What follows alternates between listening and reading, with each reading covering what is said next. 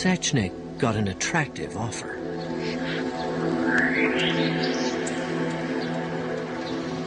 David Kelly said, look, why don't we set up a company for you where you can do work inside the microbiology department in Portadown. If you can imagine the difficulty of a top-secret government department letting a former enemy into work in their midst, it shows the power of David Kelly.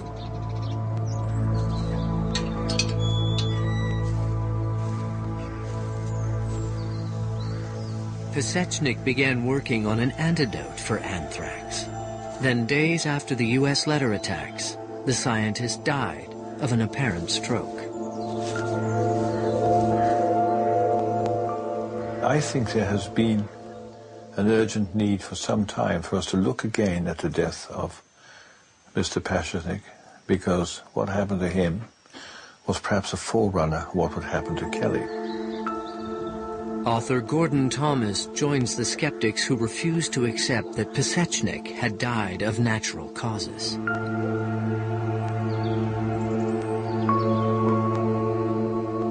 Cohen went back to Private Eye Dresch. Though ailing, he was able to expand the investigation into the bioweapons underworld. When you think about tying things back to David Kelly, certainly South Africa is a major part.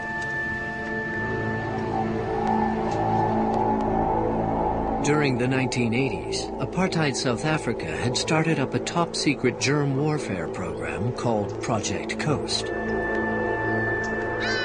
Headed by Wouter Basson, later dubbed Dr. Death by the media, one of its goals was to develop germ weapons for use against its black population. Officially, the white regime was shunned by the world community.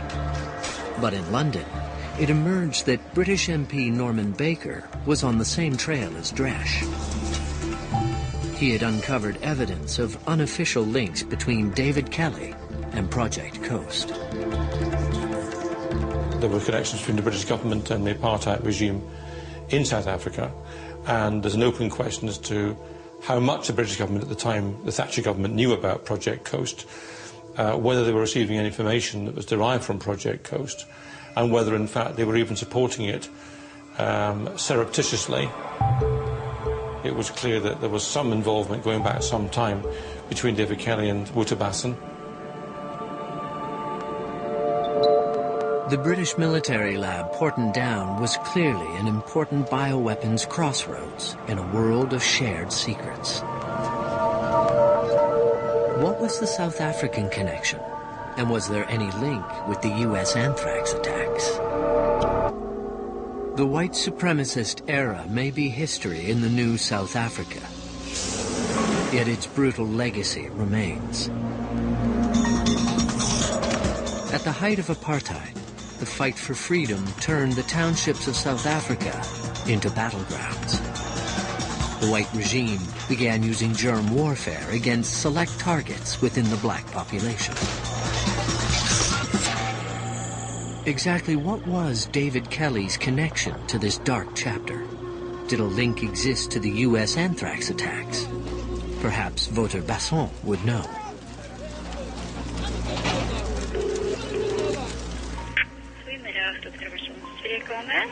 Good afternoon. This is Bob Cohen calling for Dr. Basson, please. Busy with a patient. Can you phone me back? Basson, now a practicing cardiologist, was apparently unscathed by his past. He had not spoken publicly in 5 years. I now declare that the hearing of the Truth and Reconciliation Commission is now in session. Project Coast came to light in 1996 at the South African Truth and Reconciliation Commission. It was set up to allow victims of apartheid to testify. The commission granted amnesty to former security agents who admitted to their roles in acts of violence. Project Coast scientists testified they were developing everything from assassination tools to methods of sterilizing the black population. But Wouter Basson would admit to nothing.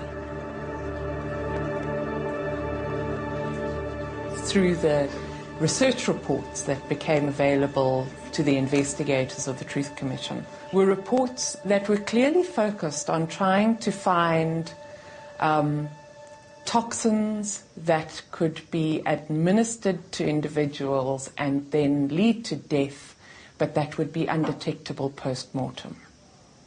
So really it was about killing people and not being able to be found out. Designing assassination weapons, you know, classic spy stuff, umbrellas, poison-tipped umbrellas that could shoot out polycarbonate balls that would then release a poison into somebody's bloodstream and be undetectable post-mortem.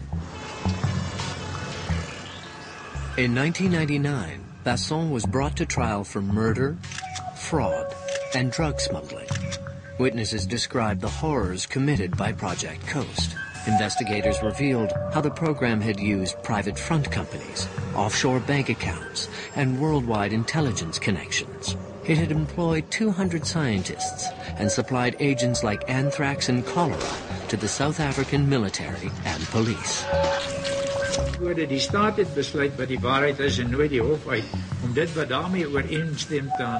30 months after his trial began, the judge ruled that the prosecution had failed to prove its case beyond a reasonable doubt. Basson was found not guilty of all charges. According to investigator Chandra Gould, Project Coast reached far beyond Basson and his fellow South Africans. What came out in the trial was that he also seemed to be connected with a far more shady, underground, international chemical and biological weapons smuggling network.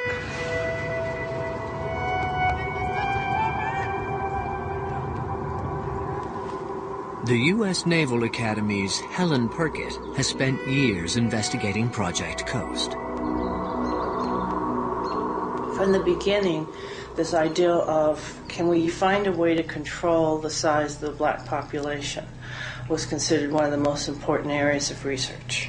It got even more important over time as the size of the black population and the seriousness of the uprisings increased. So that's one reason why they got into genetic modification, research into is there a way to have contraceptives that could somehow basically sterilize blacks without them knowing it, and kind of all kinds of what at the time or in hindsight seemed like pretty far out research.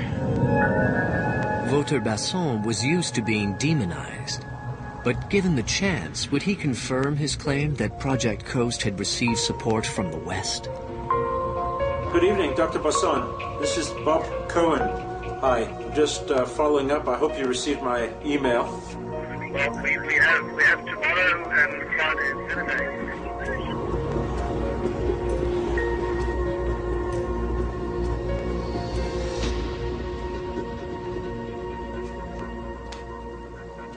Did you know David Kelly? Did you have a relationship with him? I met Mr. Kelly on 3 or 4 occasions from a pure information exchange point of view. Did you ever meet him in Port Down? That I can't answer, but we did meet him on a few occasions.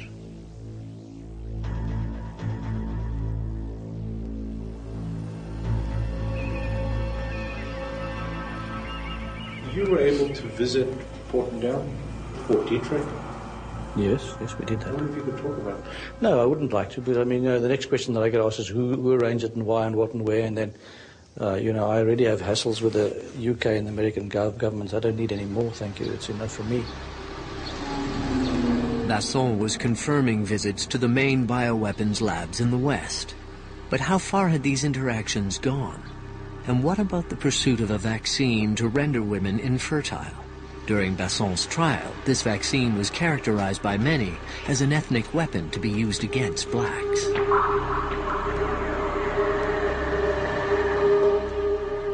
What happened is we had the objective